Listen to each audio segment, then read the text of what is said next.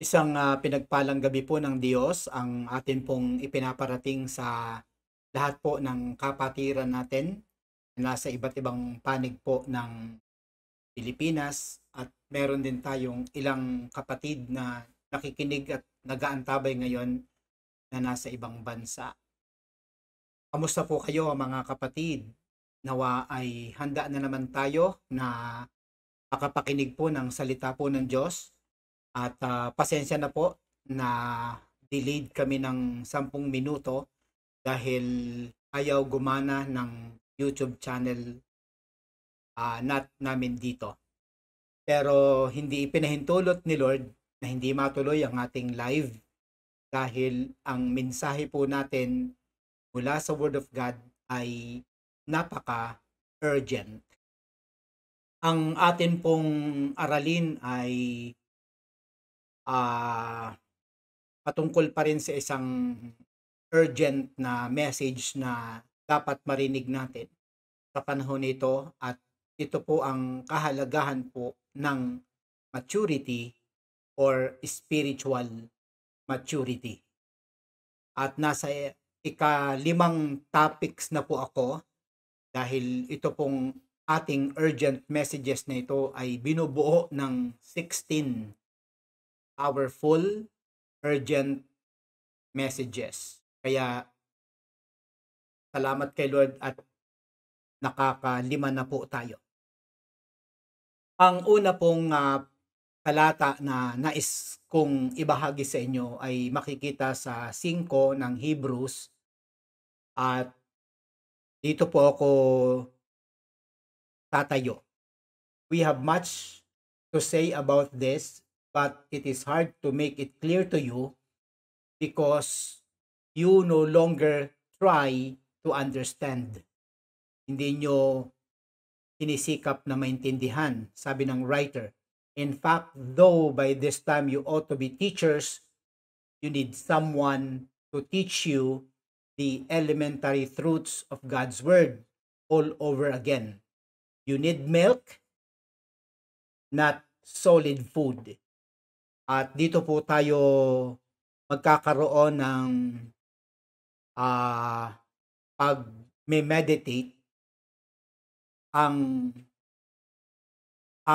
perils ng pagiging immature. Kapag immature, marami kang hindi maipaliwanag. May mga impresyon dito sa talatang binasa ko na supposedly mature na sila, pero immature pa din.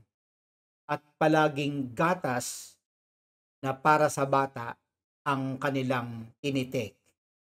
Ngayong gabi, ang aking pong tema ay pinamagatan ko po na crucial maturity.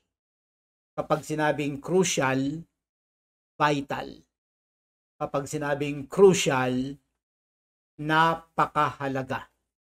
At ngayong gabi ay pag-aaralan po natin ang kaibahan ng mature na Christian at saka ang immature na mananampalataya. Very crucial at very essential ang topic na ito dahil baka merong nag-iisip na siya'y mature pero ang kanyang gawi ay gawi ng immature. Ang target po natin ngayong gabi ay maintindihan po natin ang mga qualities ng mature at saka po ng immature. So i-define muna natin tonight ang ibig sabihin ng maturity. Lagyan natin ng adjective na spiritual.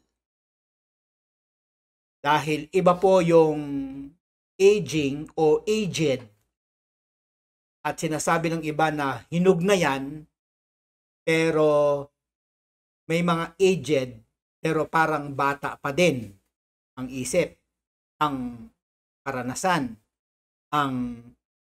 ang spiritual na kalagayan. So, Ang spiritual maturity ay ganito ang definition: growing in Christ-likeness and consistently applying biblical principles in life. So, hatiin natin sa dalawa. Ang spiritual maturity ay paglago sa pagiging Kristiyano, paglago kay Hesukristo, kay Lord sa ating Christ-likeness, at pagpapatuloy na pamumuhay na mga biblikal na mga principles sa buhay. So ang keyword ay paglago kay Kristo at ang patuloy na paglalapat ng mga natututunan natin.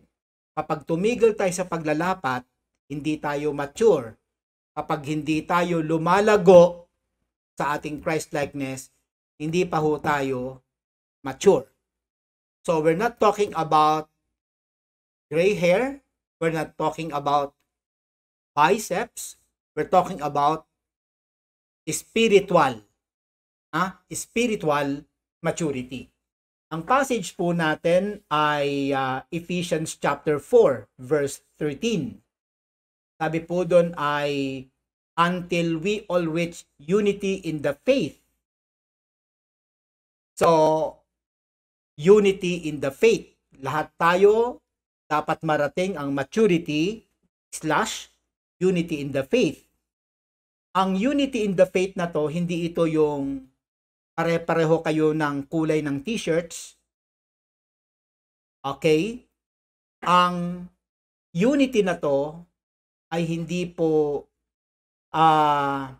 sabay-sabay kayong nag-exercise, kundi ang unity na ito ay sa pananampalataya.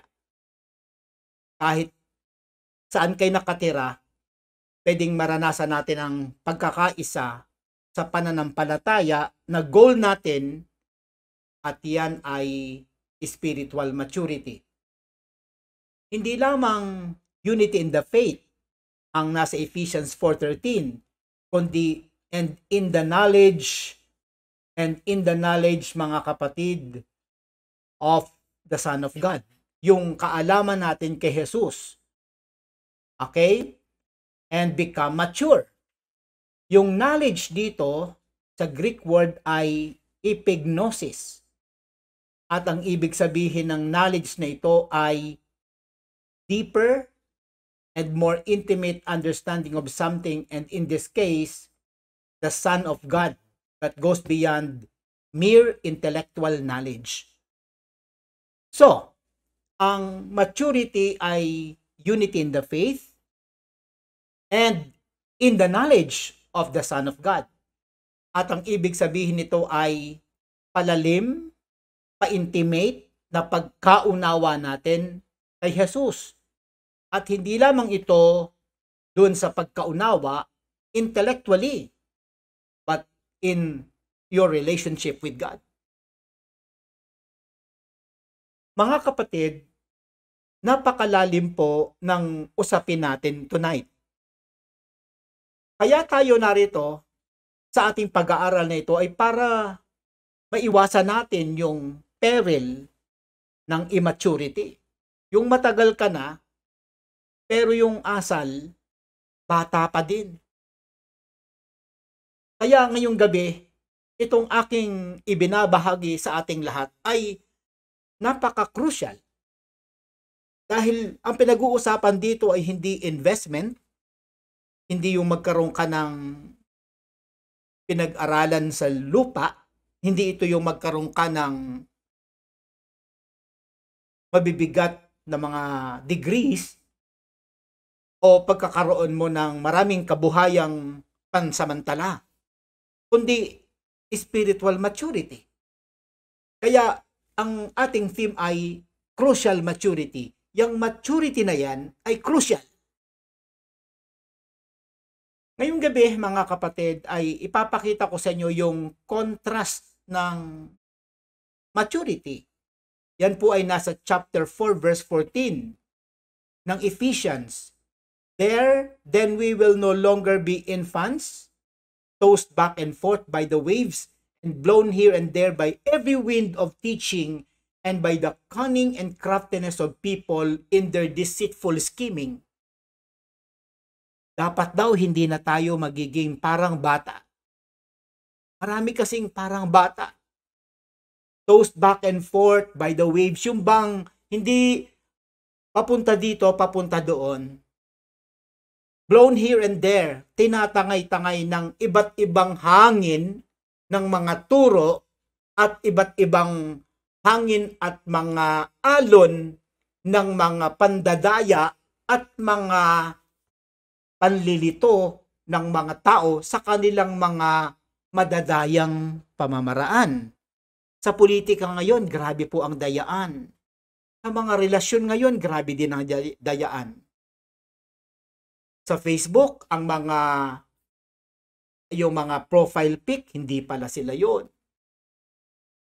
Basta ngayon, mga kapatid, ay punong-puno talaga ang paligid natin ng daya. At dapat ay tumaas ang ating discernment.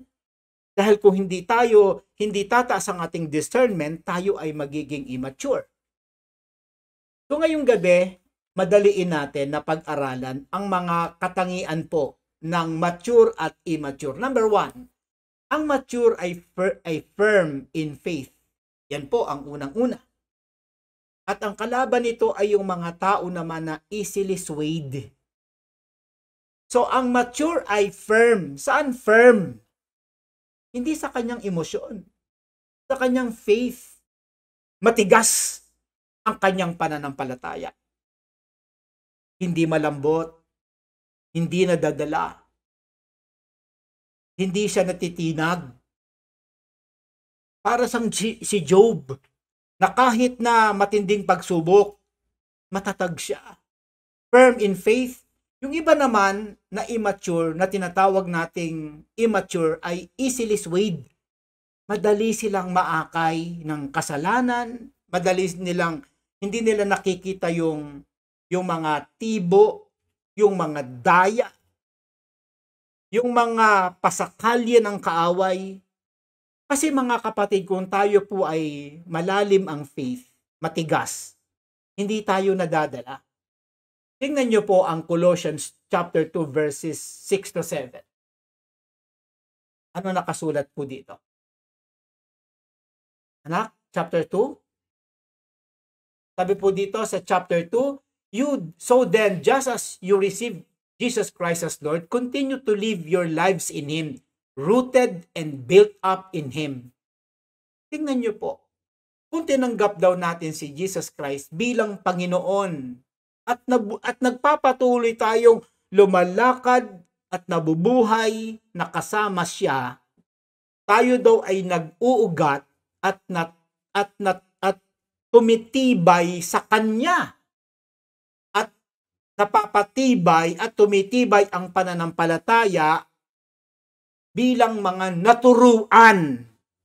Ano kung wala kang turo? At nananagana ang pagpapasalamat. So mga kapatid, narito ang unang tinatalakay natin. Katangian ng mature, katangian ng immature. Yung mature ay firm. Yung immature ay easily swayed. Madali siyang maakay. Easy prey. Madali siyang, predictable siya. Pangalawa, spirit-led versus flesh-driven. Ang pangalawang pag-uusapan natin ay ang katangian ng mature.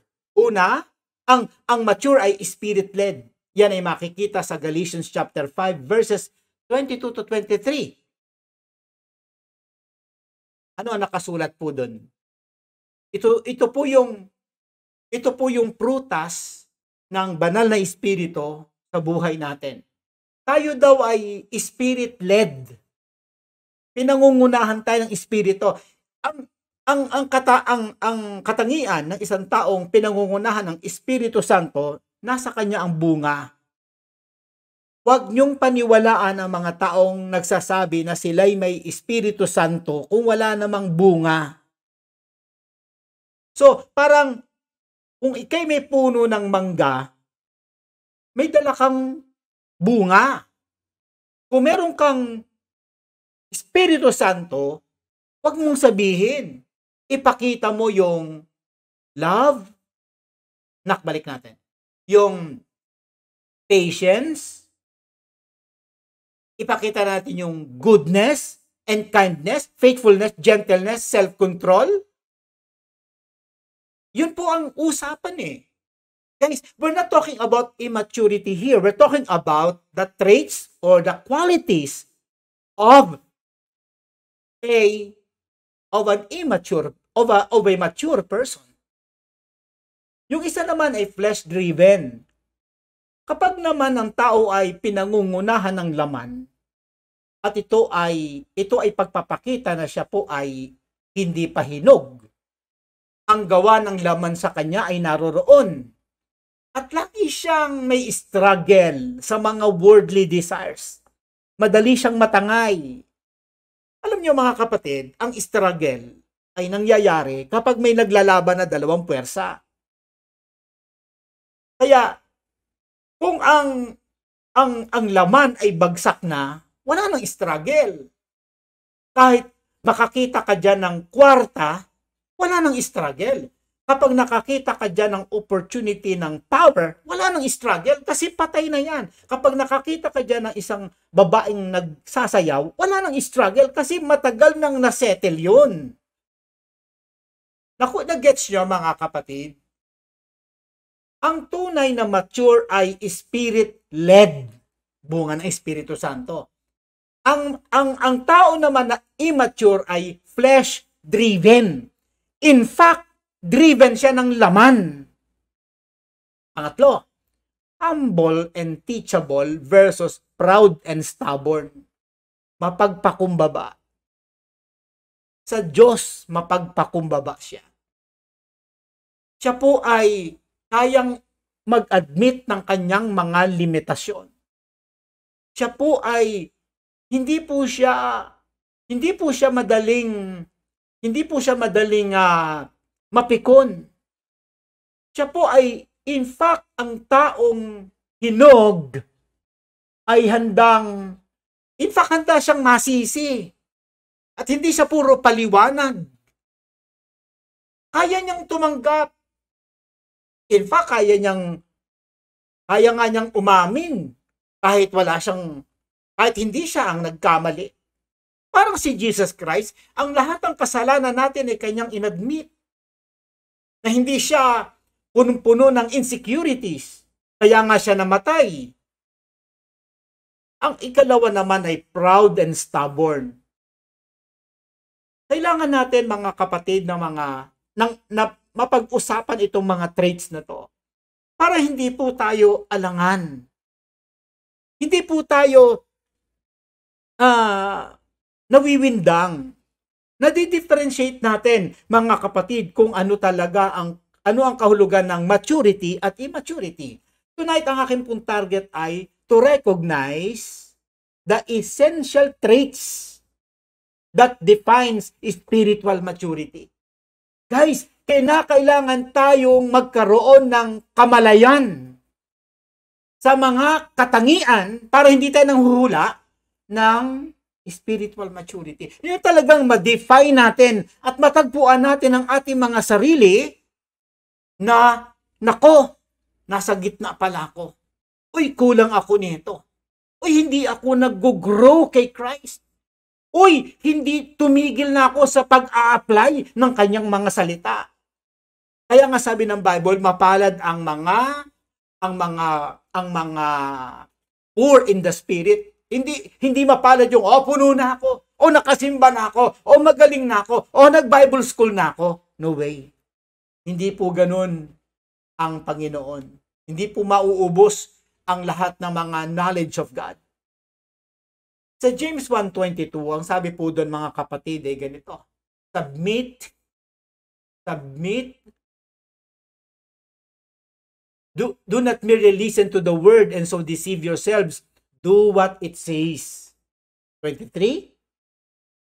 Anyone who listens to the word but does not do what it what it says is like someone who looks at his mirror at his face in a mirror. And after looking at himself, goes away and immediately forgets what he looks like. Meaning, mga kapatid, ang mature ay paglalapat ng mga naririnig at nababasa natin. Alam niyo mga kapatid, ganito po, pakinggan niyo po ito. Baka makakuha kayo ng wisdom. Kapag nagtitake ka, mga kapatid, ng mga vitamins, mga kapatid, nararamdaman mo yun eh. Ramdam mo kapag magtitake ka ng B-complex. Mararamdaman mo yun. So if you're taking the Word of God, mga kapatid, mararamdaman mo yung Word of God kapag ina-apply mo na. Kaya nga, huwag mo lang pakinggan, apply mo siya. At kapag yung Word of God, pinakinggan mo at in-apply mo, doon mo mararamdaman yung power, authority, yung deliverance, yung liberty, yung joy, yung authority mo, lumalakas, napapalapit ka sa Panginoon. Kaya nga sabi dyan, huwag ka lang makinig. Look at verse 25. But whoever, etong maturity, whoever looks intently into the perfect law, yung Word of God, sabi ito, whoever looks intently into the perfect law that gives freedom, ito ang nagpapalaya, and continues in it, not forgetting what they have heard, but doing it, they will be blessed in what they do. Andun pala ang pagpapala. Gusto natin ng blessing? Ayan na po, oh. Tingnan nyong intent ang Word of God. Ang Word of God ay may katangian. Ito daw ay nagbibigay ng freedom. At kapag hindi mo kinakalimutan ang iyong nadinig, kundi isinasagawa, alam nyo, yun ang sikreto. Pag narinig mo, sa gawa mo. May mga tao, nakikinig lang, pero walang intensyon na isagawa. Kaya 5 hakbang pa lang mula sa simbahan, wala na siyang intindihan, nalimutan niya na lahat. And look at the secret here. Lahat ng narinig, not forgetting what they have heard, but doing it, look at the effect. They will be blessed in what they do. Andun ang pagpapala. Minumultiply ni Lord ang iyong mga kabuhayan. Pinapagaling ang iyong mga may sakit. Lumalalim ang iyong discernment. Lumalalim ang iyong pagtubo sa Panginoon. Number 4, others focused versus self-centered. Ang mature, ang focus niya ay iba. Ang focus niya yung paglilingkod sa iba. Ang focus niya ay paglilingkod sa church. Ang focus niya ay pagbibigay ng tulong sa simbahan. Yung iba, self-centered, hindi ako pwede. Hindi ako pwede, malayo ako. Hindi pwede, mapupuyat ako. Hindi pwede, mababawasan ang aking oras. Puro hindi pwede. Bakit? Yan ang mga immature. Kaya mga kapatid, makikita nyo na sa simbahan ng ninyo, natin lahat, kung sino yung mature at saka yung mga immature. Kahit na ano pang resistance, kahit na ano pang alibis, kahit na ano pang sasabihin nating mga denial. Guys, tinuturuan tayo ng Diyos ngayon to recognize, mga kapatiran, ma-recognize natin, mga kapatid, ang mga essential traits that will define us kung talagang tayo ay merong spiritual maturity. Kaya nga sabi, makikita mo sa bungay. Hindi salita. Do not trust words, trust actions. Yun ang sabi ng Biblia. So guys, ang ika-4 na katangian, ang ika-4 na pinag-aaralan natin ay ganito. Ang mature daw po, others focused. Si Christ, namatay siya para sa atin. Nang bumaba siya sa lupa, naglingkod siya sa atin. Nagpagaling siya. Nangaral siya. Puro atin. Binigay niya yung kanyang buhay. In fact, namatay siya sa krus ng Kalbaryo. Pero ang mga immature, self-centered. Eto gusto ko. Hindi ko yan gusto. Pupunta ako pag okay ako. Mga kapatid, yan ay katangian ng self-centered. Ang immature po ay makikita natin sa 3 John chapter 1 verses 9 to 10. I wrote to the church, but Diotrephes, who loves to be first, yun ang problema. Si Diotrephes, may mga modern Diotrephes sa mga churches ngayon na laging gusto, laging nasa gitna, nasa dulang, na laging Tinitingnan niya kung sino babati sa kanya, sino ang mag-a-appreciate sa kanya. Palaging sarili, sarili. Palaging sarili. Ang mature na tao, nalilimutan niya sarili niya.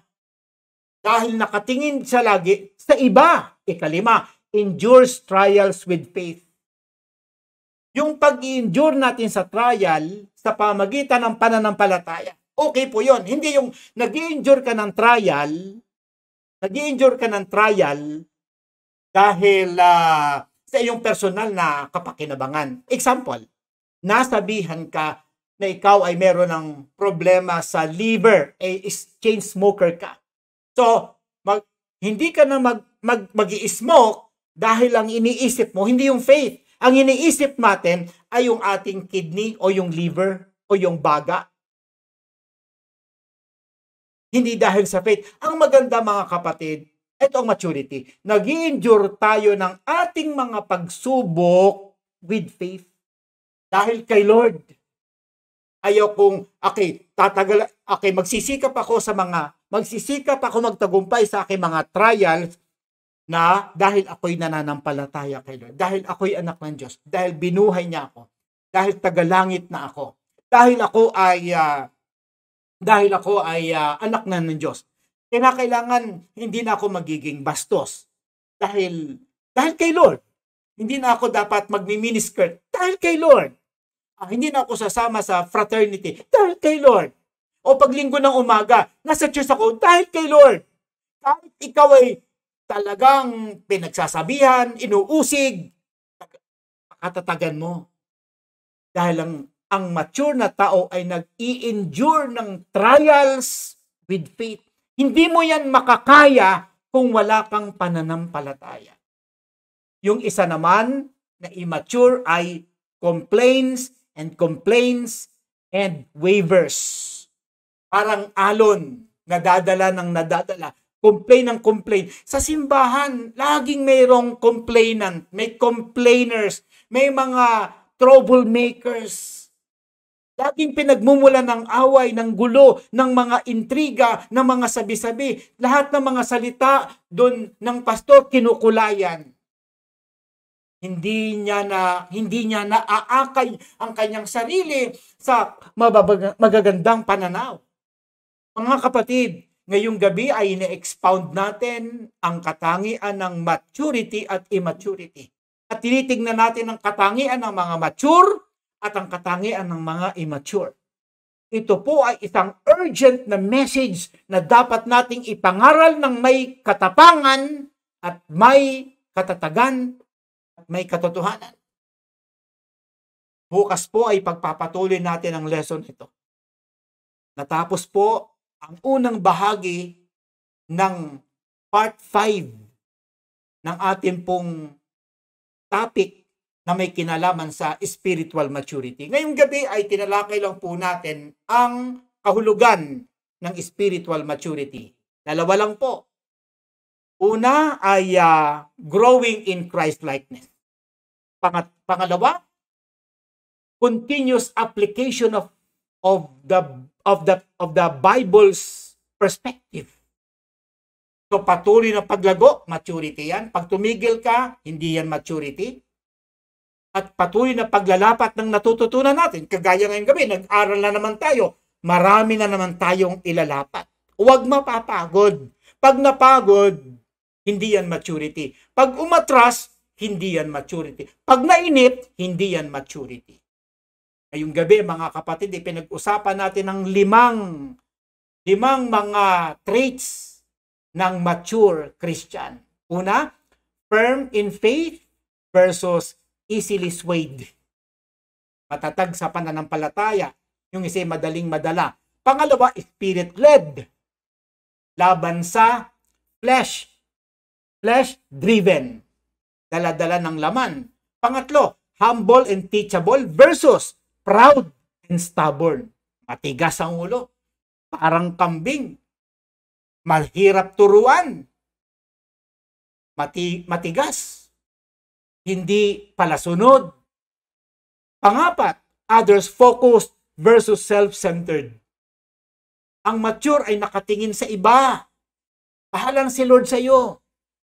Yung self-centered naman, laging sa kanya nakatingin, kaya ayon, hindi niya nakukuha ang pabor ni Lord. Number 5, ang mature ay nag-i-endure ng trials, samantalang yung isa naman ay complain ng complain, walang nakikitang mabuti, palaging may reklamo, parang yung mga tao sa Old Testament.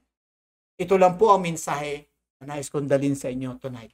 Sana po, biyaya ni Lord, meron tayong intindihan. I pray na ang Holy Spirit ang nagbigay sa ating lahat ng discernment, patience, illumination, insights. Panginoon, salamat po sa gabi ito sa konting oras na binigay mo sa aming pag-aaral. Salamat po sa inyong mga salita. Sa inyo po ang papuri, kalulatian, at lahat ng kapasalamatan. Patawad po kung kami po madalas ay lumalakad sa laman. Patawad po na sana po kami ay karne na ang kinakain, pero madalas pa rin ay gatas dahil sa aming espiritual na buhay na hindi po masyadong umuunlad. Patawad po. Sa inyo pong kapurihan, Ama, na nagmamahal sa amin sa pangalan ni Jesus. Amen. Hanggang dito na lang po si Pastor Jim at kumakatok po ang Lord sa inyong mga puso. Huwag niyong kalilimutan, dinidisciple po kayo ni Lord ngayon. Dinadala niya po kayo sa daan kung saan tayo magiging masaya, magiging fulfilled, at magiging Christ-like. Yun po ang Zoe. Yun po yung life abundance. Abundant life is found in what we taught tonight. Good night, God bless, Maranatha, and Shalom.